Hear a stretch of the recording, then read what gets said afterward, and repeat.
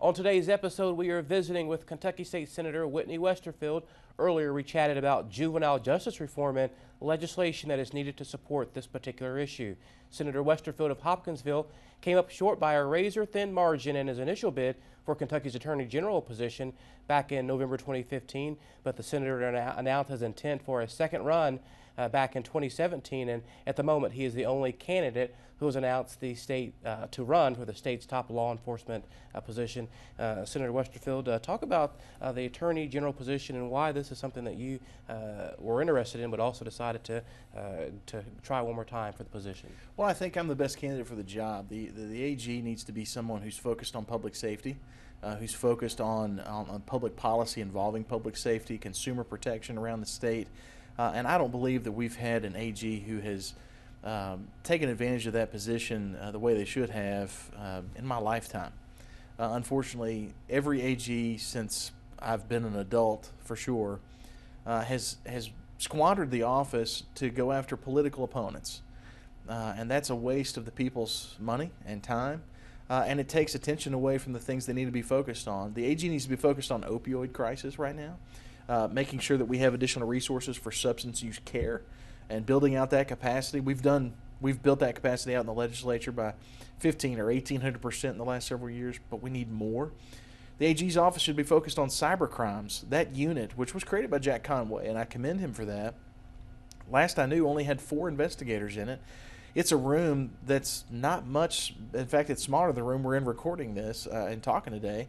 That's not nearly enough. That office needs to be substantially built up.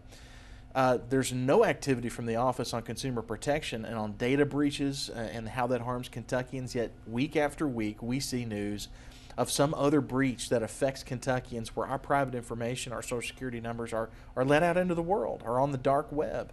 And we need to be after that and be more proactive and aggressive on attacking that.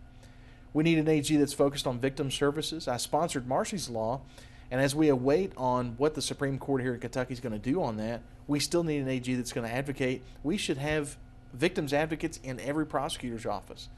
Most Commonwealth attorneys' offices have them. Almost none of the county attorneys do. All of them should have them, and we should work towards that eventual goal if we can get there to make sure that victim services are kept up. And then ultimately we need an AG who's not going to use it for political gain, not pick and choose which laws they're going to fight for. As an AG, I'm going to stand up and defend every bill that the General Assembly passes, whether I like it or not. My job isn't to pick and choose which ones I like.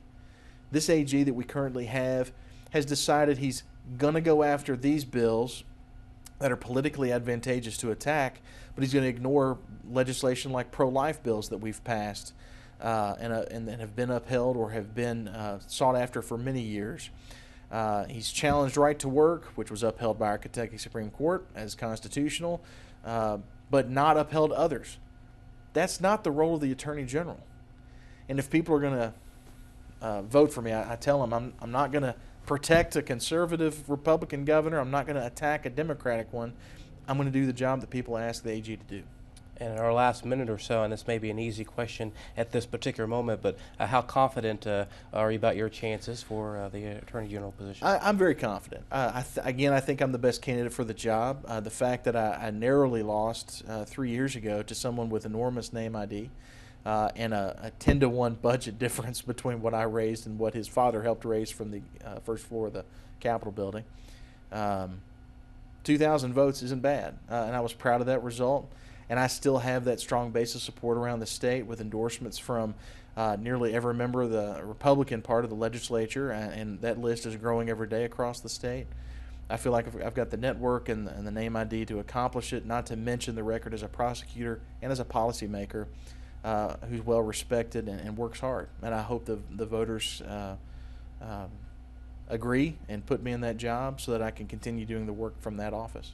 Well, Senator Westerfield, we appreciate your time joining us today here on In Focus Kentucky, and looking forward to having you back on the program again. Absolutely. Thanks, Mario. Absolutely. Now, that's it for today's program. You can continue to watch In Focus Kentucky online as well. Right now, just head to our website to see past episodes, spectruminfocus.com. And as always, you can continue the conversation with me on social media all week long as well. Until next time, have a great week.